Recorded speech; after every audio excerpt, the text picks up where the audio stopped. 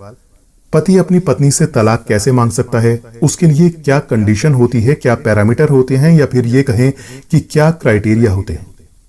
जवाब है, अगर पत्नी किसी भी तरह से पति को प्रताड़ित कर रही है तो ऐसे मामले में हिंदू मैरिज एक्ट के तहत पति धारा 13 के तहत तलाक मांग सकता है। इसमें अर्जी दाखिल करने के साथ अगर सामने वाला पक्ष क्रूरता, शारीरिक या मानसिक हिंसा कर रहा है तो वो तलाक ले सकता है। अगला सवाल, पत्नी का इंटरेस्ट सेक्सुअल लाइफ में नहीं है, ऐसे में तलाक लिया जा सकता है या नहीं? जवाब है जी हां। अगर पति से फिजिकल रिलेशन पत्नी नहीं बना पा रही है या उसे मना कर रही है तो ये तलाक का आधार बनता है। अगला सवाल, पत्नी साध्वी का जीवन जीना चाहती है, क्या यह भी तलाक की वजह बन सकता है? जवाब है, साध्वी बनने पर पत्नी को सांसारिक मोह माया का त्याग करना होगा। ऐसा नहीं है कि वो अपने पति से सिर्फ रिश्ता न रखने के लिए इसे बहाने के तौर पर इस्तेमाल कर रही है। अगर कोर्ट में यह साबित हो जाता है कि वो सच में साध्वी बन गई है तो इस कंडीशन में पति तलाक ले सकता है। अगला सवाल, एक तरफा तलाक पति किस किस आधार पर मांग सकता है? इसका जवाब है, अगर पति तलाक चाहता है और पत्नी नहीं तो ऐसे में पति एक तरफा तलाक ले सकता है। इसे एक तरफा तलाक भी कहते हैं।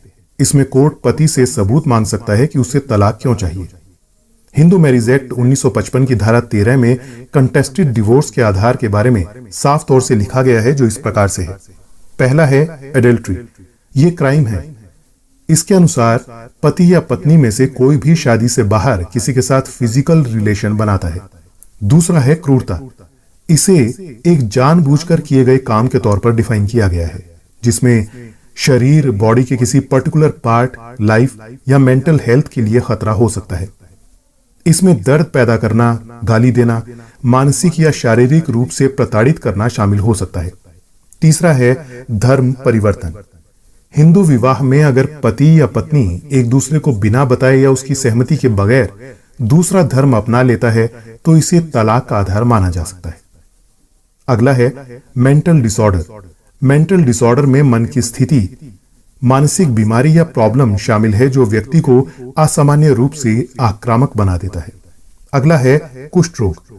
कुष्ठ रोग एक संक्रामक बीमारी है जो स्किन और नर्व को डैमेज करती है।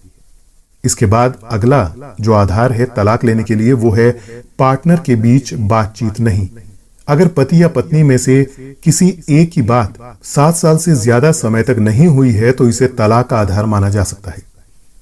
अगला आधार है संन्यास। हिंदू कानून के तहत संसार का त्याग तलाक के लिए आधार है। अगर पति या पत्नी में से किसी एक ने संन्यास ले लिया है तो उसे तलाक मिल सकता है।